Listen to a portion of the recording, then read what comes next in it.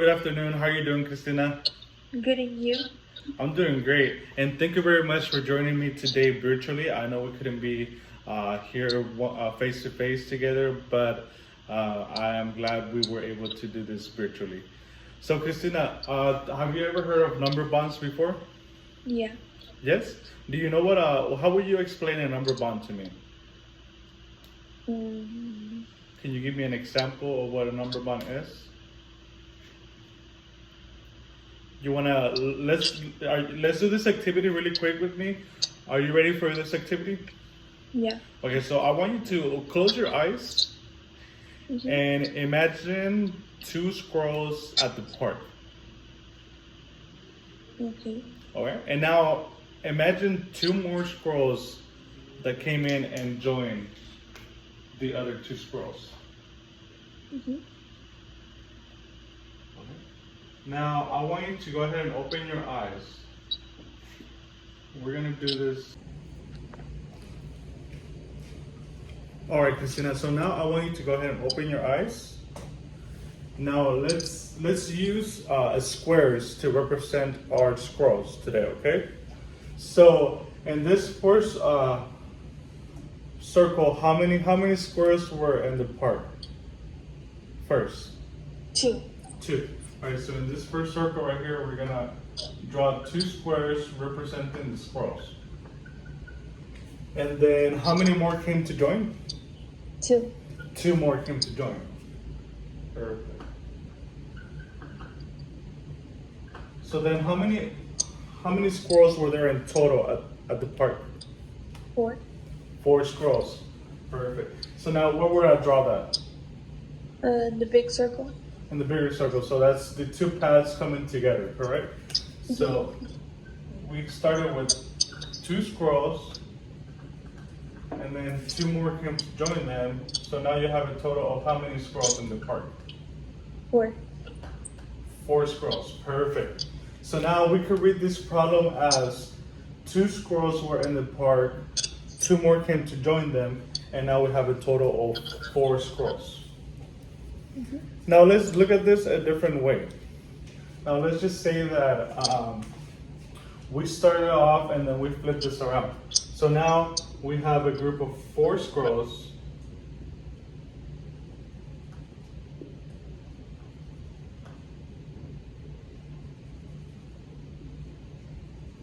And then we have the two different paths.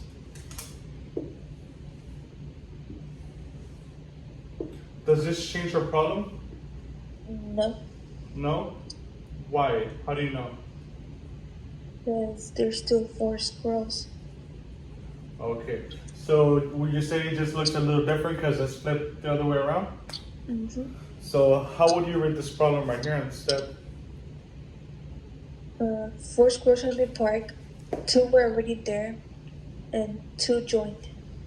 Perfect. Very good job, Christina. So right here, this will represent this number bond between the two squirrels that were already there, and then two more came to join, and then you have a total of four squirrels altogether. So it doesn't change your problem, it just reads the problem a little bit different. All right, so now let's just say we wanted to take a shortcut and we don't want to draw the squirrels, right? Would we be able to use numbers instead? Yeah. Yes. So what number would we draw on the top? Number two. And number two. So this will be saying that there's two squirrels, right, at the park.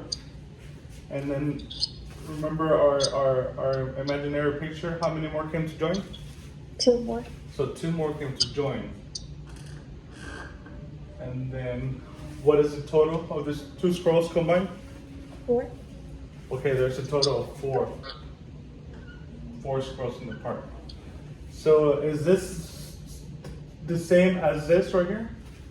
Yeah. Yes, it's just the same. It's just we don't have the drawings, like we don't have to draw the squirrels. So this will be a much easier and faster way to represent the number bond between the squirrels. Correct? Yeah. Same way down here. If we didn't want to draw the four squirrels, which we're drawing squares, how can you represent the four squirrels? By numbers. by numbers, and then what number would I put here? 4. I will put the number 4. Perfect. And then up here, this is a drawing of 2 squares, which is our 2 squirrels, correct? Mm-hmm. So what would we switch this around to? Number 2. Number 2. And then we will do the same thing down here, correct? Yeah. Perfect.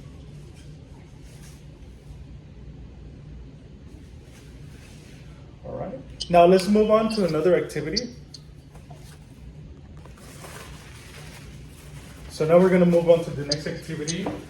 It's going to be similar to the squirrels, but now we're going to give a different problem, right? Now let's imagine that John, he's a reader. John is going to be reading 3 books, and then I want you to, in your piece of paper, I want you to draw John reading 3 books one night. So let's say John reads 3 books on a Monday night. Then he reads 2 books on a Tuesday night. And then I want you to represent how many books does he read in total, using the drawing chart that we worked on earlier. So I'm gonna give you a quick moment to draw that.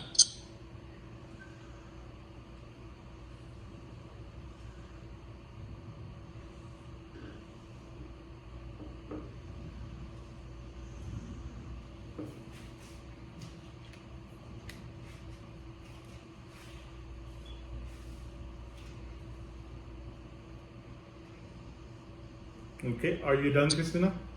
Yeah. Great. So how many books did he read the first night? 3. 3 books. So how can we represent that on By this? drawing the number 3. The number 3. But what do we want to use drawings first? Draw 3 books. We're gonna draw 3 books. So let's just say we're gonna use rectangles to show the number of books.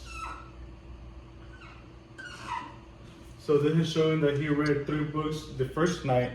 How many did he read the second night? 2 books. 2 books. Perfect. So we will draw 2 books. Is this something similar to what you got in your drawing?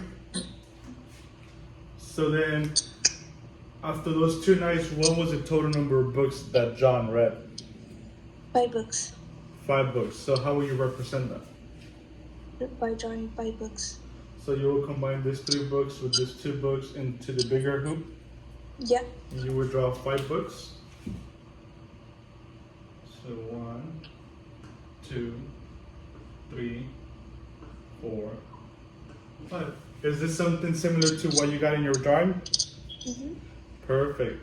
Now, remember how we did the, if we switch it around, would the problem change, or would it stay the same, or would it be different? It will stay the same. So how would you read this problem? Let me do the drawing really quick.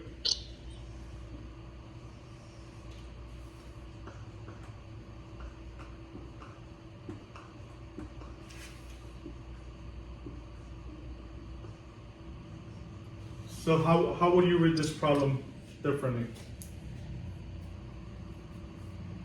So John started with, John has a total of 5 books that he read, correct? Uh-huh. I want you to go ahead and explain the problem based on the drawing too.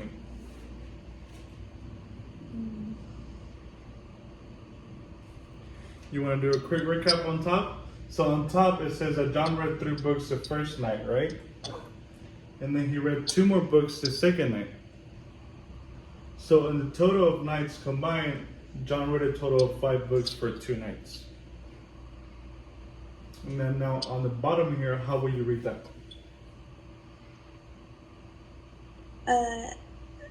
In the first circle, you forgot to draw another book. 1, 2, 3, 4, 5. No, the other one. The small circle. All right here. Yes, I did. So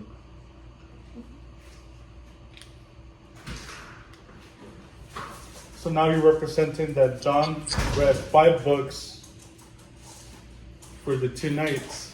The first night he read 3 books, and the second night he read 2 books.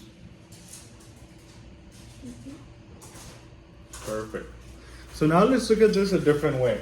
Now let's just say, can you create a different number bond where John reads 5 books for the whole 2 nights?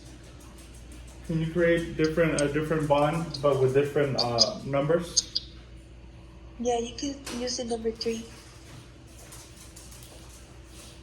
What did he say again? Yeah, you can use the number 3.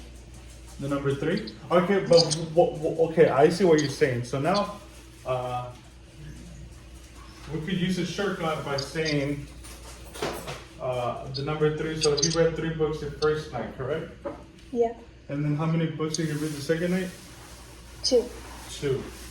So that gives you a total of how many books? 5 books. 5 books. So this will be an easier and more faster way to do the number bond. So you don't necessarily have to draw the books, but you could just write the number representing those books. Now, if I want you to give me the same problem, but with different numbers, can you think of 2 other numbers that will give you the number bond to 5? And the first one you can use number 4. And number 4. So let's say that John read 4 books the first night. How many books would he have to read the second night in order for him to have read a total of 5 books? 1 book. 1 book. Perfect.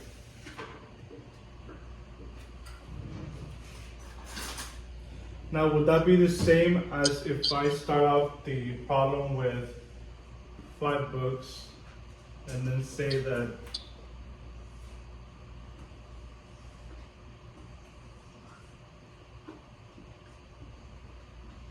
let's just say that this was flipped around. Does that change the story or the problem? No. No. So how would you describe the bottom part to me?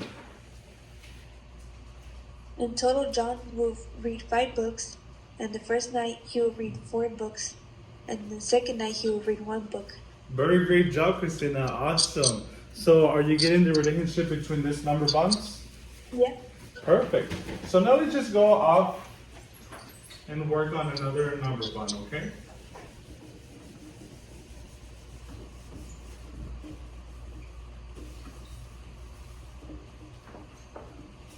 So let's say that in total, John reads 10 books. Can you represent a number bond representing how many books John read the first night and second night? And the first night he will read 5 books, and the second night he will read 5 books too. Perfect. So let's just say that John read 5 books on a Monday night, and then he read another 5 books on a Tuesday night. Then the combination of those 2 numbers gives you a total of 10 books that John had to read in total for those 2 nights.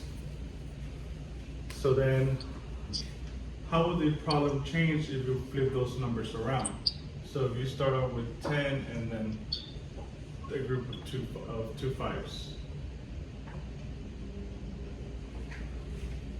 How are you able to read this problem now? Does it change? Does it stay different? Or how is it different? It's flipped around. It's flipped around. So now how will you read this problem to me? John read 10 books in total, and the first night he read 5 books, and the second night he read 5 books too. Awesome job. Very good job, Christina. Thank you.